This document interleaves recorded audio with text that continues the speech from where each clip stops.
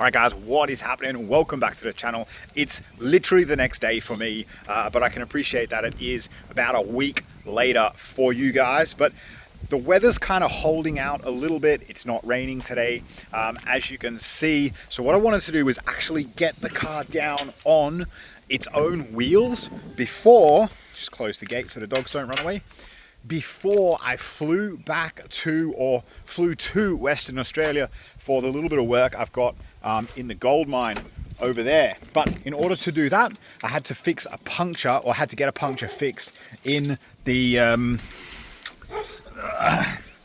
in one of the wheels, one of the tires from the ESCORT. So, oh man, it's hot in here.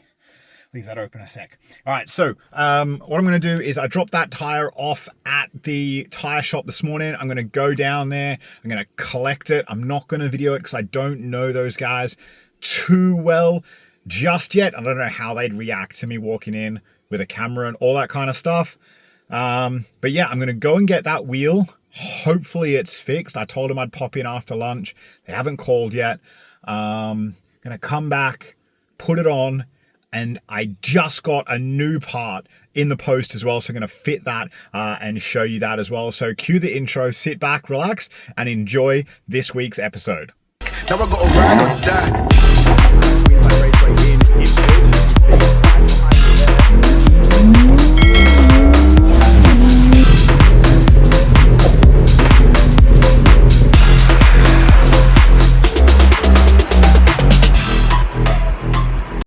Just bear with me a bit here, guys. I got this little attachment thing. It's like a robot that fits underneath my camera on the camera stand. I'm just testing it out here. Just follows me around as I'm walking about. All right, so here's where the puncture was. There was a nail in it, and you can see that it is quite close to the edge of the tire. So the tire company were a little bit unsure, a little bit uneasy, I should say, about repairing this puncture. Because the way they do it is, here's obviously the plug sticking out of it. You can see that will wear down as the tire moves along the ground. But they also put a patch on the inside, and they were concerned that when you're driving and you're cornering and you get side-to-side movement in the sidewall of the tire, that the patch may actually come off. It may loosen up, and as it gets aggravated or irritated or whatever you want to call it, with the side-to-side movement through the sidewall. But when I told them that it was a very light car, and I promised to put it on the rear, they were okay with doing it. So this is going to go on the front right now, but as you guys know, there's no wiring loom in the car yet, so it's not going anywhere. Or there is a loom, but it's not connected, so it's not going anywhere. I just got to remember that when I do start driving the car, put this back on the rear and change it for one of the ones on the rear, so I swap those out. All right, anyway, let's get this on the car and get the car back on the ground. All right, let's get these wheels on. I've literally just noticed that I've lost a hub ring from the inside of the wheel, because the hub center on the wheel, on these wheels, is a little bit bigger than the hub ring or the hub center on the Ford Escort. And here in Australia, it's illegal to run alloy wheels without a hub-centric ring. So I need to order a new one of those, but yeah. Alrighty, there we go. Check it out. How sick does that look? Sitting a little bit high at the front, obviously, because the shocks have been like extended and the weight needs to just kind of settle for a little bit, but that will sit down a little bit more. What I actually wanted to show you guys though was the rear part of my turbo. So you guys know that I did get a bracket or a flange for the rear housing. Now this is for a TD05 18G turbo, so I was like, oh yeah, this will fit, no problems, and doesn't fit. As you can see, it's completely the wrong size. Now I turn it around, it still just doesn't fit. So I was like, man, but that's for a TD05 18G turbo on a Nissan Skyline. And this one is for a TD05 18G housed turbo on a Nissan Patrol. So let's slot that on there. Yeah, buddy. So as you can see, lesson learnt, it pays to do your research properly before actually spending the money. I just went to fit a nut onto this one and it doesn't fit, it's just too close there. So, and I think the same is going to happen on this one right down here underneath as well. That is going to be a pain in the butt down there. So what I've actually got is I have these little caps, so these little cap screws.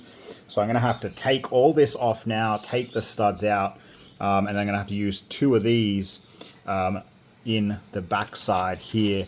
I might even use one in the far side down there as well. And this is so handy. They actually have little slots for an Allen key to go in there. I've just cracked this one off a bit. See if I can get it out. I need to unloosen it, tighten it. I need to loosen it a bit more. I did Loctite these when I put them in, so they're going to be fairly tight to get out. That was about 2 hours ago, so it's, or 3 hours ago even, so it has had time to set, but yeah, let's take these out.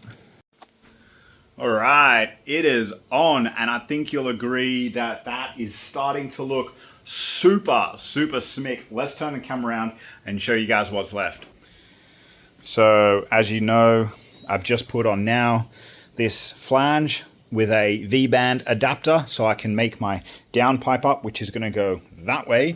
I do need to, I'm gonna see if I can work around this and put the downpipe through there, because this is obviously the speed sensor for the it's on the speed sensor on the gearbox, sorry, for the road speed of the car. But if I have to remove that blanket off, then so be it.